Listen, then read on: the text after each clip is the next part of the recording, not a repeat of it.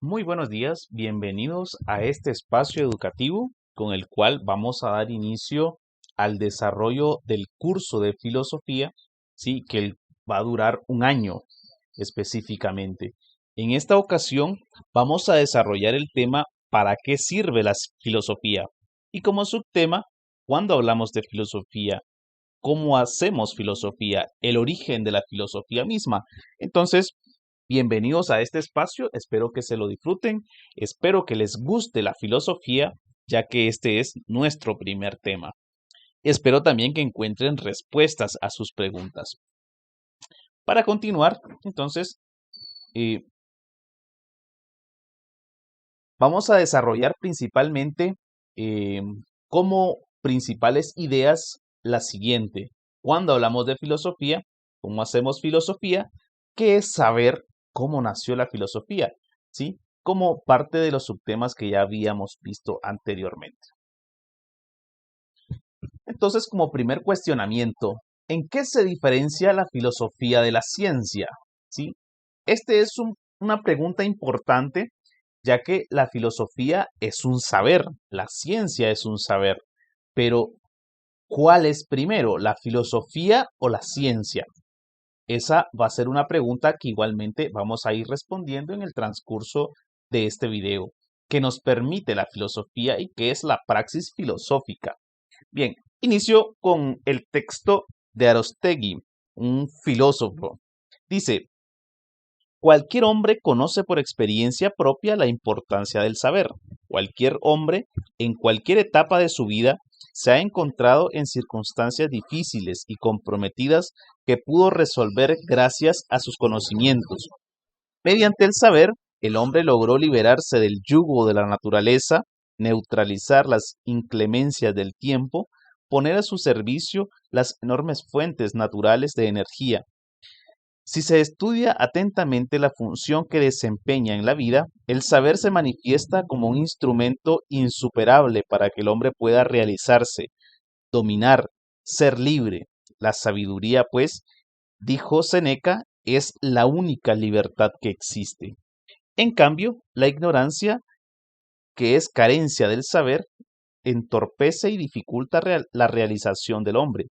En vez de liberarse y dominar, el ignorante fácilmente puede ser dominado o sometido. En vez de poner las cosas a su servicio, el ignorante acaba por ser víctima de ellas. Entonces, como una breve introducción a nuestro curso, las palabras de Aristóteles, un filósofo. Bien, entonces, al igual que el autor, esperemos que al final de este curso ustedes también puedan considerarse ya filósofos y filósofas, ¿ok? Porque lo importante es ir adoptando un modo de vida, una praxis, como ya lo vimos anteriormente, una praxis filosófica con la cual vamos a darle mayor sentido a toda nuestra acción académica, nuestra acción intelectual.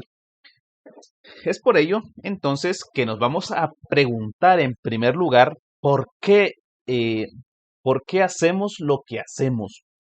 Diariamente realizamos muchas actividades. Por ejemplo, realizamos actividades en la casa, en el colegio, en la calle, como sociedad incluso desarrollamos acciones que normalmente pasan muy desapercibidas o son parte de lo que llamamos comúnmente la cotidianidad, es decir, lo rutinario. Sin embargo, estas acciones han llegado a formarse de esa manera eh, a través de una serie de repeticiones. ¿A qué me refiero con esto? Me refiero al hecho mismo de que con el conocimiento y la praxis, o la praxis y el conocimiento, hemos ido desarrollando métodos, formas de hacer las cosas de tal modo que las hemos ido perfeccionando. Por eso, cada día vamos transformando, construyendo una forma muy particular de ser, de vivir y de percibir la realidad, ¿sí? Ser filósofo o adoptar una postura, una experiencia filosófica, es ante todo entonces eh, empezar por cuestionar qué es lo que hacemos cotidianamente. Podemos empezar entonces por ahí. ¿Qué hacemos cotidianamente? Y cómo lo hemos ido perfeccionando, ¿sí? Por ello, cuando consideramos, por ejemplo, qué ropa ponernos, algo tan sencillo, una actividad tan común y tan diaria como el vestirnos, eh, puede ser incluso objeto de análisis. ¿Por qué? Porque depende también de códigos, depende de significado, la forma en la que lo estamos haciendo.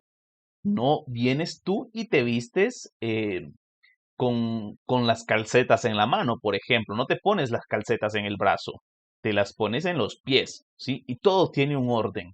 Es decir, hemos ido perfeccionando la técnica y hemos ido perfeccionando los instrumentos. Por ello, entonces, la filosofía va a ser también una forma particular de ver el mundo, principalmente porque de esa manera fue que surgió, ¿sí? Entonces vamos a encontrarnos con personajes muy particulares, muy reconocidos históricamente, que le dieron un gran aporte y un gran avance a la filosofía. Entre ellos se desarrollaron tendencias diferentes, pero que principalmente la enfocaron la filosofía como un modo de vida.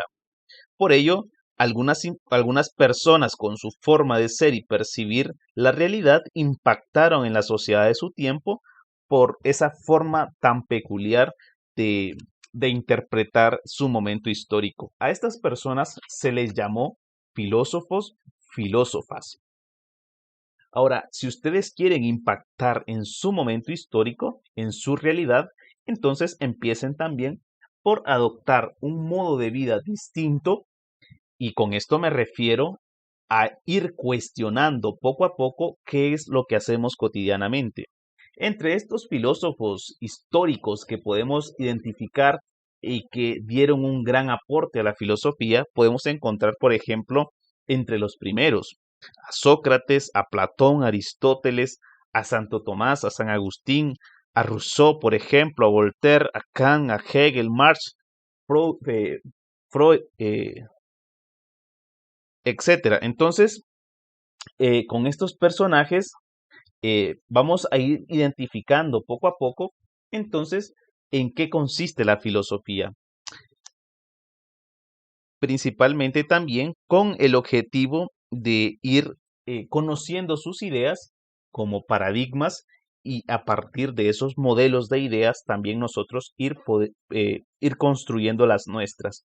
Entonces, podemos ir concluyendo desde ya que la filosofía entonces es una respuesta a tu momento histórico, a tu experiencia, es una respuesta a tu realidad. Por ello, lo primero para un filósofo, para una filósofa, es ubicarse en su tiempo, ubicarse en su realidad, para que a partir de ahí entonces pueda tener un punto de perspectiva a partir del cual pueda orientarse sobre las cosas o pueda orientarse sobre la realidad y pueda dar un punto de vista o un aporte que sea relevante, siempre y cuando, como les dije desde un inicio, partiendo desde la postura de la interrogación, es decir, em, la de el cuestionarnos principalmente. Entonces, la filosofía ha sido y es para cada época de la historia una búsqueda de una respuesta, pero también una búsqueda de verdad, una búsqueda de sentido, una forma de construir incluso la propia cultura o de búsqueda de mejorar la cultura, una búsqueda de resolver nuestras necesidades, principalmente las personales y las sociales. Entonces, ser filósofo hoy es un reto principalmente porque las personas desconocen qué es la filosofía, pero también es un reto porque cuestionar la realidad y no actuar en consecuencia, entonces caemos en la incoherencia y eso infringe en sí misma la propia naturaleza de lo que es una idea. Es decir, si tú eres consciente ya de que ciertas ideas, ciertas prácticas eh, terminan en afectarte a ti mismo, en afectar a la sociedad, entonces es algo que tú ya no vas a realizar, ¿sí? Pero en ese sentido, el filósofo o ser filósofo es un reto porque requiere principalmente un cambio de postura, pero también un conocimiento. Entonces, principalmente el filósofo va a estar en búsqueda del conocimiento y va a estar preguntándose en todo momento qué es lo que sabe, cómo lo sabe y si eso que sabe es verdad o es mínimamente aceptable. ¿Por qué? Porque en nuestro momento, por ejemplo, tenemos mucho conocimiento, muchas ideas que podemos encontrar en las redes sociales, que podemos encontrar en los libros, etcétera, pero no significa que todo sea verdad o que todo sea beneficioso para nosotros. Por ello, siempre es importante irnos cuestionando. Cualquiera de nuestros actos diarios entonces responde a un estilo particular de vida, ya sea al estilo de un filósofo o al estilo de una persona que vive ajeno a lo que puede ser la filosofía. Como nos decía nuestro filósofo Arostegui, ¿sí? Lo importante es que el filósofo sea alguien consciente de su propia capacidad de racionalización, su propia capacidad de proposición y que a partir de ella entonces pueda hacer transformaciones en la sociedad, siempre y cuando evite en todo momento, ¿sí? No ser el sujeto sometido por la ignorancia y no ser el sujeto que pierde la libertad a causa de la ignorancia. Entonces, con esto, la, la propia naturaleza humana, ¿sí? Que la propia naturaleza humana que nos presenta la capacidad de conocer, la capacidad de racionalizar, nos exige entonces a nosotros mismos esa posibilidad de ser libre a través del conocimiento. Yo seré libre a través del conocimiento. Esa es por ejemplo, un eslogan que podemos nosotros adoptar, ¿sí? Como personas, como grupos, como sociedad. Seremos libres a través del conocimiento. Principalmente en nuestra sociedad, en Guatemala, eso o esa frase debería tener un impacto significativo. ¿Por qué? Porque estamos hablando de un país que tiene el 18.5% de analfabetismo, ¿sí? Con una tasa de deserción escolar alta. Entonces, en ese sentido, y con una tasa de población que se gradúa de carreras universitarias muy baja. Entonces, en ese sentido, nuestra sociedad es mayormente carente de conocimiento. Pero vamos también poco a poco a ir encontrando la diferencia entre lo que es saber y lo que es la sabiduría, ¿sí? Porque también se nos presenta como una condición diferente, pero propia del mismo conocimiento. Lo reexplico. Una cosa es saber cuánto es 2 por 2 y otra cosa es saber, ¿sí? A través de la propia reflexión, a través de la propia construcción del conocimiento, cuánto es 2 por 2. Es decir, lo más importante en este caso es el conocimiento que el ser humano tiene, ya sea a través, que lo haya adquirido a través de un libro, a través de lo que sea, o a través de la reflexión propia. ¿Cómo hacemos entonces filosofía? Aquí nos vamos a plantear la pregunta o en forma de pregunta este reto tan importante y tan interesante. ¿Cómo hacemos filosofía? Pues no podemos en este momento plantearnos una forma diferente a la ya conocida. Existe un camino, un recorrido filosófico que debemos identificar, que debemos reconocer para poder entonces nosotros poder encontrar el nuestro. Les decía desde un inicio que lo importante para el filósofo o para la filósofa es ubicarse en su momento histórico. La historia será siempre nuestra referencia. Entonces es por ello que es importante que reconozcamos que el camino, el recorrido de la filosofía nos viene principalmente de los griegos y de los romanos posteriormente. Griegos y romanos van a ir construyendo la filosofía que hoy conocemos. Ellos, en su desarrollo de la disciplina a nivel intelectual, fueron construyendo principios, teorías, perspectivas de cómo comprender el mundo, cómo organizar la sociedad. Por ejemplo, la idea del Estado. La idea del Estado es griega. Por ejemplo, la idea de la democracia es romana. La idea de la república es romana. La idea de las leyes, tal como la conocemos hoy, de una constitución política, es romana, ¿sí? Entonces, tenemos toda una herencia, el lenguaje que usamos es de origen romano, ¿sí? Entonces, tenemos una herencia que debemos identificar y que debemos principalmente aprovechar. Entonces, en sus inicios, este recorrido de la filosofía se presentó principalmente como la primera y la única forma de conocimiento cierto y válido. ¿Qué quiere decir esto? Esto quiere decir que hasta hace aproximadamente 5 siglos, es decir, hasta el año 1500, y todavía exagerando, hasta hace 400 años, la única forma de conocimiento científico era la filosofía. El único conocimiento válido, estricto, reconocido, era la filosofía. ¿Y desde hace cuánto? Bueno, desde hace estrictamente 400 años o 500 antes de Cristo. Es decir, que el ser humano por 2000 años solo conoció la filosofía como construcción de conocimiento válido para entender la realidad y válido para poder explicar los fenómenos de la naturaleza. La ciencia tal como la conocemos hoy, o aquello que llamamos ciencia y tecnología y método y todo lo demás, ¿sí? Es sumamente reciente. A lo mucho tiene 400 años.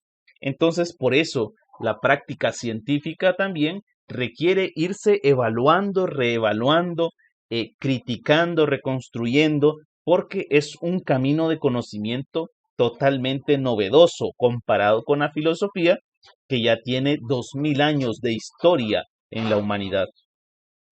Entonces, esos 2000 años de historia no son poco o no son nada como para que nosotros no nos planteemos de forma estricta, rigurosa, seria, su conocimiento. Es necesario que como seres humanos, como ciudadanos, ¿sí? Sepamos en qué consiste la filosofía y toda su herencia. Hasta el siglo XIV fue la única forma de conocimiento verdadero e indomificable. A partir de ese momento y como fruto de la filosofía surgieron las llamadas ciencias empíricas, que era lo que les comentaba, ¿sí? Que la ciencia, por una empírica que conocemos hoy, es aquella que se fija únicamente, únicamente en lo tangible, en aquello que se puede ver, que se puede observar, que se puede tocar. Sin embargo, la filosofía como ciencia o como ciencia del saber y del conocimiento previo a esta ciencia empírica que inició en el siglo XVI, ¿sí? Profundizaba en aquello que se podía ver y en aquello que no se podía ver. La filosofía se pregunta seriamente sobre aspectos que no se puede preguntar la ciencia por su limitación de ser empírica. Entonces, de esta manera, vamos a encontrarnos en la actualidad que existen dos formas de construir pensamiento, ¿sí? La científica o empírica y la filosófica. Entonces, en la empírica, algunas veces a favor de la filosofía y otras en clara oposición. Eso lo vamos a identificar poco a poco, como a veces sobre algunos temas tienen posturas diferentes. El desarrollo de la ciencia ha sido creciente desde el siglo XVI y eso lo podemos notar. Cada vez tenemos mayor desarrollo de la tecnología, por ejemplo, y eso obviamente viene a mejorar nuestra calidad de vida. Sin embargo, la filosofía no ha quedado superada por la ciencia. ¿Por qué? Porque siguen habiendo preguntas que la ciencia es incapaz de responder, precisamente por lo que les comentaba, por fijarse y estudiar únicamente aquello que es observable, aquello que es palpable o aquello que se puede experimentar. Sin embargo, la filosofía entonces se pregunta, por ejemplo, ¿cuál es el sentido de la existencia? ¿Sí? A nivel individual, a nivel social. Entonces, el sentido que hace referencia al ser, a lo que tú eres, al objetivo de tu vida, ¿sí? La filosofía te puede brindar una respuesta a esa pregunta, pero la ciencia no, ¿sí? Entonces, en ese sentido, la filosofía tiene o sigue teniendo sentido para nuestra realidad actual. Por ejemplo, ¿qué sentido tiene amar a otra persona? ¿Por qué debemos amar al prójimo, por ejemplo? ¿Sí? ¿De dónde nos viene ese principio de amor al prójimo? ¿Por qué algunos hombres entregan su vida por amor o por otros? Por ejemplo, ¿por qué sacrificar la propia vida? ¿Por qué por qué hace más o qué hace más humano al hombre? ¿O qué es el propio hombre? ¿Sí? ¿Y qué es la mujer? ¿Sí? Entonces, son preguntas que a la larga la ciencia no puede responder y estas solo son algunos ejemplos. ¿Sí? Podemos encontrarnos otras, a veces mucho más complicadas, como ¿qué es la vida? ¿O quién es Dios? ¿O existe Dios? ¿Sí? ¿Existe acaso algún Dios? ¿Qué es la religión? ¿Por qué el ser humano tiene esa tendencia a creer en la trascendencia? ¿Puede vivir el ser humano sin creer en la trascendencia? ¿Cuál es el origen del ser humano? ¿Sí? ¿Cómo inició? ¿El ser humano fue creado o nació de la nada? ¿Puede surgir algo de la nada? ¿Sí? ¿Cuál es el origen del universo? ¿Fue creado o surgió de la nada igualmente? Vamos a ir dándonos cuenta poco a poco que existen explicaciones, teorías filosóficas, tanto para una postura como para otra, ¿sí? Pero lo importante de explicar o de estas preguntas que les he planteado es que la ciencia tiene una explicación muy limitada a ellas. Por ejemplo, respecto al universo. Respecto al universo, la ciencia se propone que surge, por ejemplo, de una múltiples teorías, pero la principal o la más conocida es que surge de una explosión. Muy bien, pero esa energía, ¿de dónde surgió? No puede surgir algo de la nada, ¿sí? O la nada es algo. ¿Qué es la nada entonces? ¿Sí? Es un espacio, es un tipo de energía, es un ser. ¿Qué es la nada? Entonces, encuentra un límite la ciencia el cual no puede explicar. O, por ejemplo, podemos también cuestionarnos qué hay después de la vida. ¿Existe una vida después de la muerte? ¿Existe algún espacio? ¿Tenemos alma, por ejemplo? ¿O vivimos después de la muerte? ¿Seguimos teniendo conciencia después de la muerte? Etcétera, etcétera. ¿Sí? Entonces, todas esas preguntas la ciencia no las puede responder. Y es en la filosofía que vamos a encontrar principalmente respuestas. Por ello, vamos a ir desarrollando entonces poco a poco en el camino de la filosofía, de la mano de los filósofos, preguntas, pero también temas que nos van a llevar o nos van a orientar hacia una praxis de la filosofía. ¿Por qué hacia una praxis? Porque la filosofía entonces la vamos a entender no solamente como una especulación sobre las cosas, es decir, no solamente vamos a especular si Dios existe o no, si tenemos alma o no, sino en cuál es entonces la utilidad de ese conocimiento. Si yo digo que como ser humano tengo un alma, ¿sí? ¿Cuál es la utilidad de esa alma? ¿Por qué yo necesito justificar que tengo alma? ¿En qué me beneficia a mí el tener un alma? ¿Sí? ¿Cuál es la naturaleza de esa alma? ¿Esa alma es diferente a mi cuerpo? ¿En qué se diferencian? ¿O en qué se asemejan? Entonces, temas como ese, por ejemplo, son los que le van a dar a la filosofía una una característica de praxis, ¿sí? Entonces, es importante identificar a la filosofía no únicamente como la producción de conocimiento inútil o de conocimiento que no lleva a nada o de reflexiones que no sirven para nada.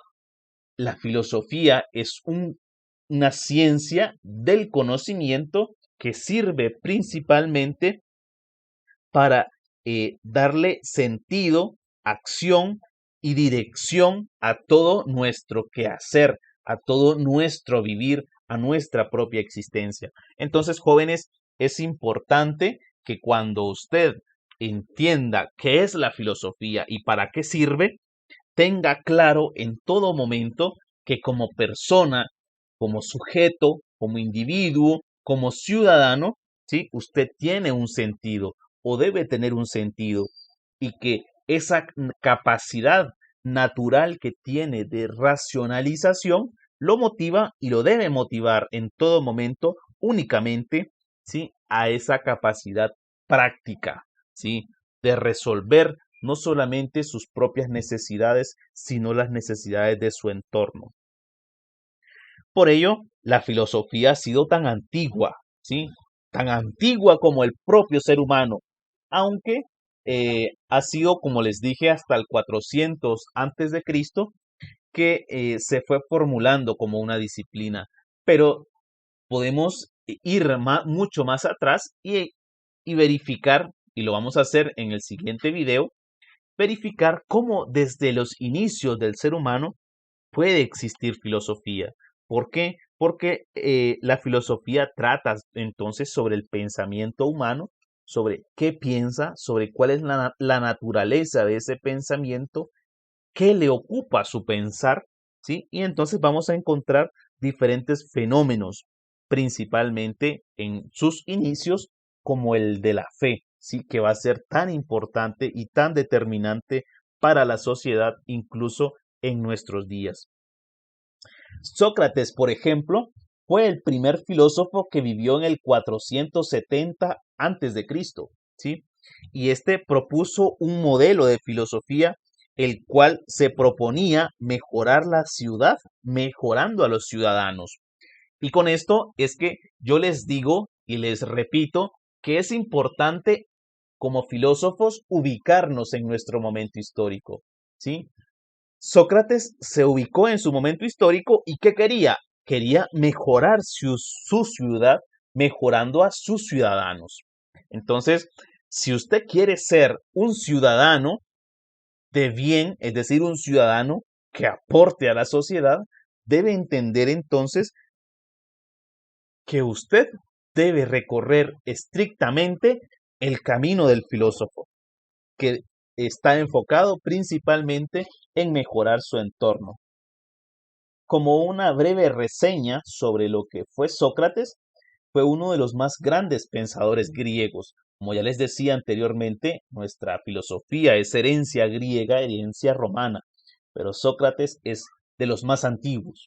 Nació en Atenas y consagró su vida a la formación de la juventud, ¿sí? Así como ustedes hoy son jóvenes y se están formando, Sócrates se dedicó a la formación de ustedes.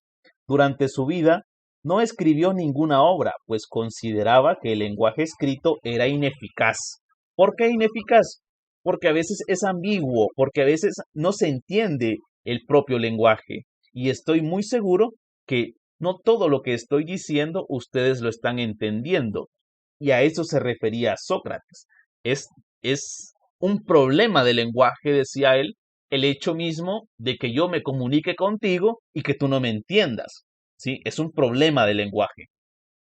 Entonces él prefería su propio método.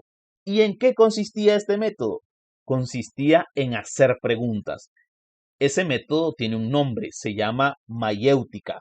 La mayéutica, que era una reflexión basada en preguntas, fue para Sócrates el principal medio para llegar a la verdad, ¿sí? Sócrates estuvo en todo momento dedicando su vida a la búsqueda de la verdad, principalmente para aquellos que creían saber, para aquellos que creían ya tener un pensamiento construido sobre un tema, pero venía Sócrates y les empezaba a preguntar. Por ejemplo, un tema, la fe, ¿sí? Eh, ¿Cuál es tu Dios? Mi Dios es tal y tal. Eh, ¿Por qué crees en él? Eh, por esto, esto y esto. Se dice de este Dios que es así, así, así. Entonces, y poco a poco se iba introduciendo en una reflexión a través de preguntas que llevaban al interrogado a cuestionarse incluso su propio conocimiento, su propio saber. Entonces, Sócrates, a través de preguntas, te iba haciendo caer en cuenta de que en realidad tú no sabes nada, ¿sí?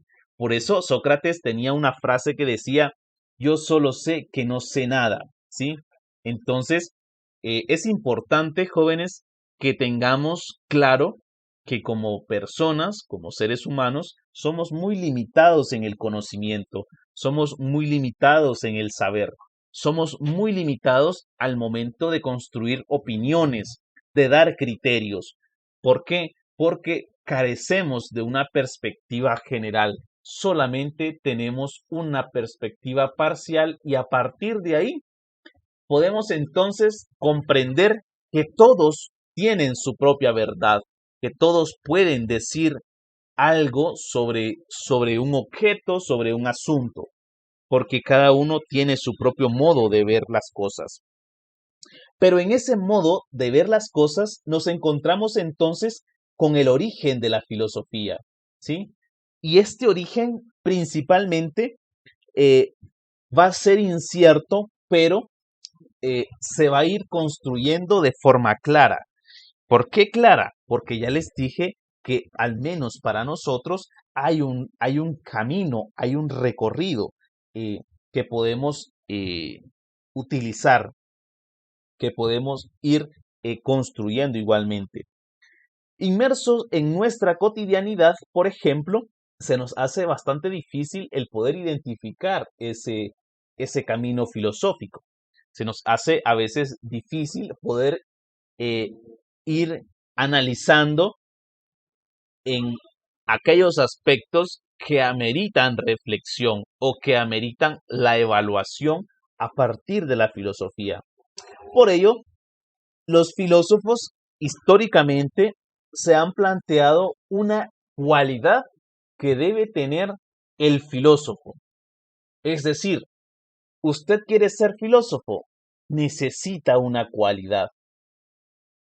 Usted quiere hacer filosofía, debe tener sí o sí esta cualidad que yo le voy a mencionar en este momento. Usted debe ser una persona que esté abierta al asombro, ¿sí? Debe tener esa capacidad de dejarse sorprender por la realidad, de dejarse sorprender por las cosas. ¿Y por cuáles cosas? En principio, por aquellas que normalmente damos por cotidianas, ¿sí? Principalmente damos por cotidianas. Ahora voy a profundizar un poco más en este punto del asombro como cualidad necesaria del filósofo, porque me parece que aquí está la clave principalmente para toda aquella persona que quiera ser al estilo de Sócrates, ¿sí? Que quiera mejorar su ciudad mejorando a sus ciudadanos o mejorándose a sí mismo, ¿sí? Entonces, el filósofo será entonces aquel que se deja sorprender, que no da por sentado nada, que no da por dicho o por verdad cualquier cosa, sino que ante todo se propone la posibilidad de analizar, de profundizar. Por ello, eh, vamos a encontrarnos que esta capacidad de asombrarse significa dejar de ver eh, únicamente lo palpable, es decir, profundizar y profundizar hasta los límites de nuestras necesidades y utilidades prácticas. y levantar la mirada más allá de lo que todos los días se nos presenta como normal y como conocido. Por ello, tenemos un sinnúmero de fenómenos, de acciones, de objetos que se nos presentan a diario, pero que nublan nuestra capacidad de ser filosofía o de ser filósofos. ¿Por qué? Porque nos van envolviendo en la monotonía y con ello entonces van disminuyendo nuestra capacidad de asombro. En la actualidad, la verdad es que muy pocas cosas nos sorprenden. Estamos acostumbrados ya a ver de todo y desde muy pequeños. Por ejemplo, encendemos el televisor y ¿qué vemos? Vemos películas de acción, películas de drama y de todo tipo. Vemos el noticiero y vemos acciones realizadas en nuestra sociedad que ponen a cualquiera erizo, pero nosotros ya estamos acostumbrados a ver esas situaciones, entonces ya no nos sorprenden. O leemos un libro, encontramos una frase y ya no nos sorprende. ¿Por qué? Porque hemos ido perdiendo esa capacidad de asombro. En los niños, principalmente cuando nacen, ¿sí? Es abundante o es el momento que el ser humano tiene muchísima más desarrollada esa capacidad de asombro o se deja llevar por esa capacidad. ¿Por qué? Porque el niño está viendo todo por primera vez y frente a eso que observa, se pregunta, ¿qué es? Se pregunta, ¿cómo es? ¿Por qué es así? ¿Cómo se llama? ¿Para qué es útil? ¿En qué me sirve a mí? ¿Por qué existe? ¿Cuál es su finalidad? Sí, pero nosotros ya cuando vamos creciendo vamos perdiendo esa capacidad de asombro y entonces damos todo por obvio, ¿sí? Ya nada nos sorprende. A esta capacidad de dejarse eh, alterar emocional e intelectualmente, racionalmente por las cosas, se le ha llamado comúnmente en la filosofía sucederse a las cosas. Así se le llama. Ese dejarse sorprender como sucederse a las cosas. Es decir, dejarse llevar por la reflexión, por las propias ideas, por el análisis de las cosas, por muy obvias que parezcan. ¿Sí? Has visto, por ejemplo, todos los días has visto salir el sol, ¿sí? Pero ¿te has preguntado qué pasaría con nosotros si un día el sol ya no sale? ¿Sí? O si un día el planeta se para, por ejemplo, y no volvemos a ver, no volvemos a ver la luz del sol, ¿sí? Cosas como esa, tan sencillas, ¿sí? Eh, son motivo para preguntarnos acerca de misterios mucho más grandes. ¿Por qué, por ejemplo, la Tierra da vueltas? Si el universo es vacío, ¿en qué se asienta la Tierra? ¿Por qué no caemos entonces? ¿Por qué si el espacio es vacío y todo flota en el espacio, por qué dentro de la Tierra todo cae? ¿Sí? Y no me refiero únicamente a la gravedad como la respuesta a algo tan obvio aparentemente, sino me refiero a que el hecho mismo de que la Tierra es diminuta en el universo. Pero ¿por qué entonces un espacio tan diminuto tiene sus propias leyes? Entonces hay misterios mucho más grandes en el universo, en la naturaleza, que requieren siempre dejarnos sorprender.